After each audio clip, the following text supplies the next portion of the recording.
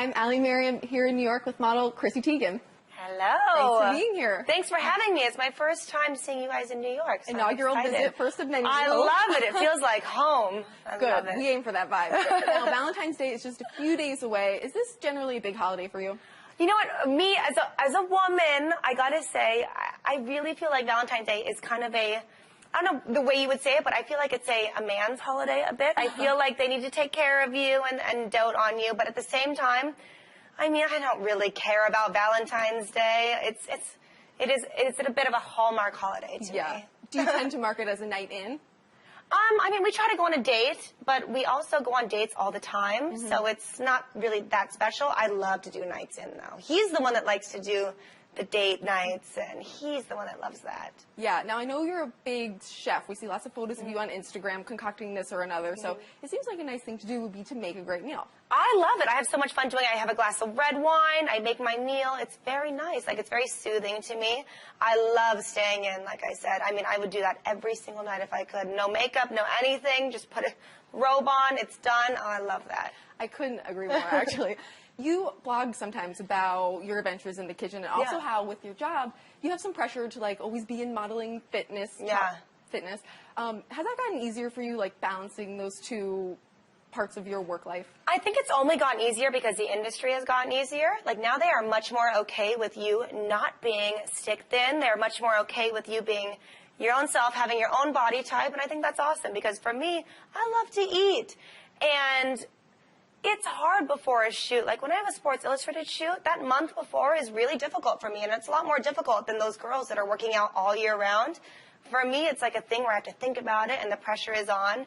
And so I find different ways to diet but still be happy with the way I eat because I will drive myself nuts. Like, I will go batshit. I'm sorry. I will go crazy thinking, like, I'll pass a halal cart in New York, and I'll be like, oh my God, I must have halal. And I don't even normally want halal. No, but those do smell really good. Yeah, I know. They smell amazing, but they're trickery. It's like those nut carts. They trick you too. They're not even that good.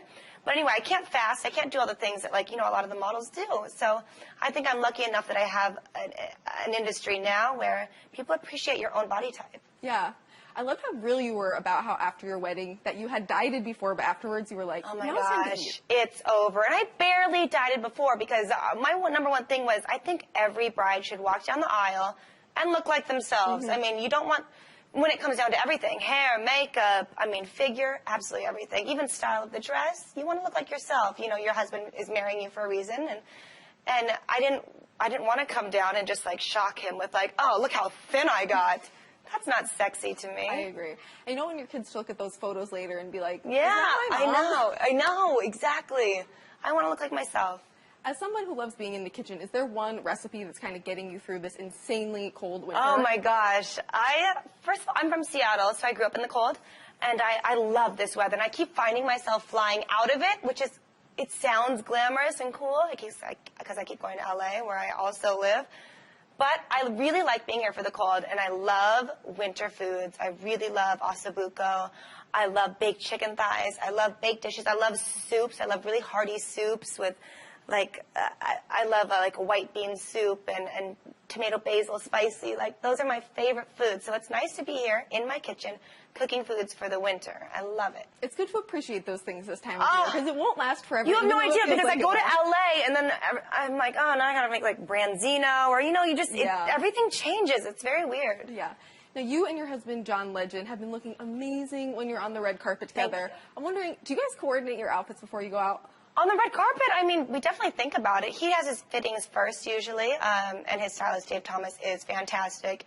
And they get through it so quickly. It's kind of crazy how quickly they go through fittings, because Dave will bring racks and racks and racks of clothes, and John maybe tries on 4 or 5 things, and it's done. And me, I definitely see the one that I want, but it definitely takes me a little bit more time, and I have to have him there for my fittings as well. But we don't really coordinate.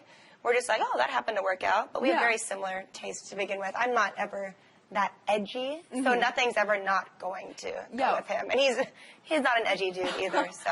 Well, what do you look for in a red carpet dress? You know what? I'm not good. With my body type, there are just certain things that I don't look great in, and I've started to realize it, and I get it, and I'm not the type of girl that looks good in like a structured shoulder or anything that is trying too hard. I look very good in the effortless stuff, like when it looks like I just threw this old thing on.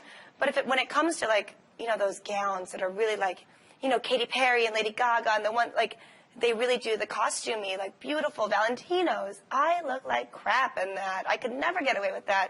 So I like to just, honestly, just like pull something on. I like it to be comfortable, and I like it to fit. That's it. And that's really what it comes down to for me. It's a good rule of dressing. Know what works for you, Yeah. and don't try to do something else. I look stupid in many things, trust me. I'm like, the trend of the shoulder pad thing, I lose my neck, and I'm like, I look ridiculous. I have to be comfortable. Not for everyone.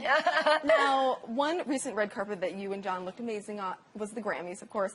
When John performed all of you at that show, were you able to keep it together in the audience? I actually had no, I remember when he was in rehearsal, he said, oh, Ken Ehrlich, the producer of the Grammys, is going to light you up for the Grammys. And I was like, oh, that's awesome. I love Ken. That's so sweet of him to do that.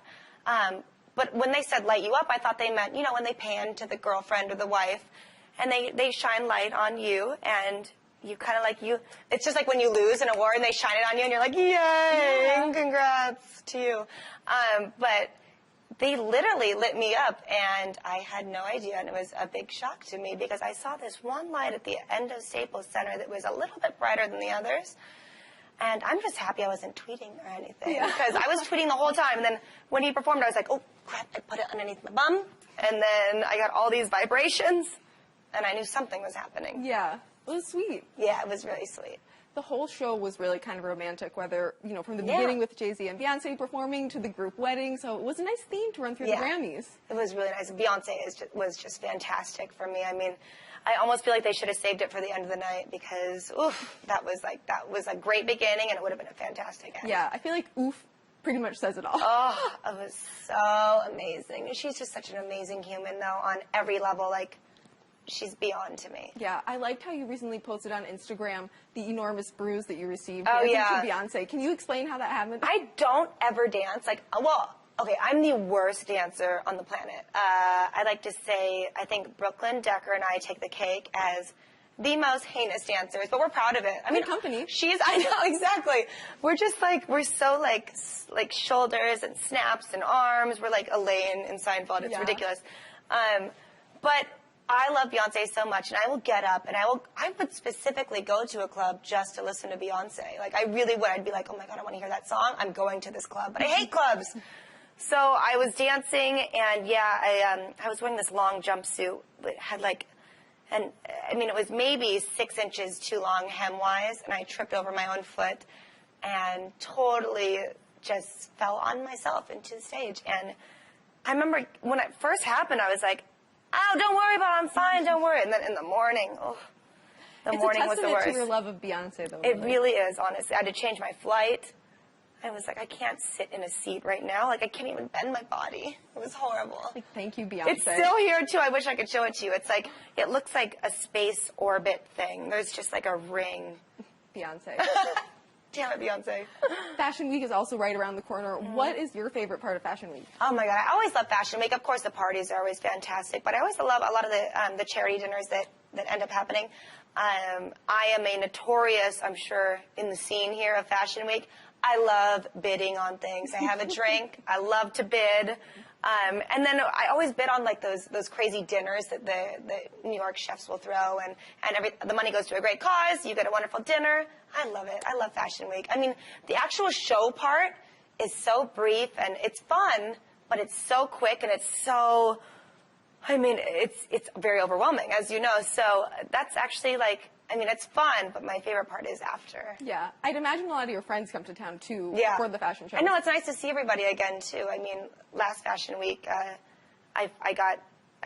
was with Irina, and she's absolutely gorgeous, and she married us at the courthouse right after a fashion show at Fashion Week. So, I mean, it's fun like that. Now I'll always remember Fashion Week like that. So. Yeah. Now, you are well known for your love of tweeting and Instagramming. Yeah. Do you ever just get ready to post something and then think, you know what, I'm not going to share. Oh my God, all the time, which didn't used to happen. Honestly, 2 years ago, I would say that I've grown a lot. People might think that I'm very outspoken now, but holy cow, I used to say really crazy stuff. And I'm sure if anyone dug into the archives, there's some pretty horrid things. But now I think a lot, definitely. Yeah. I think I've tweeted before recently that like the amount of things I backspace on, it's kind of crazy. I'm like, it's not that I don't want to say it or I'm afraid of what people will say. It's just that I don't want to deal with it. I don't want to deal with the backlash. Like, I still believe it, and it's 100% something I want to say, but it's not worth it in the end for the 2-day period or when they make it a headline now, a single tweet can become a whole story. Yeah. That's not fun anymore. I didn't mean it to be that big of a deal, so. Well, you still keep things very entertaining. I try to keep it a little bit neutral. There's some controversy sometimes, but still fun. I'm better. Yeah. Well, thanks so much for being here. Thank you. Thank you for having me.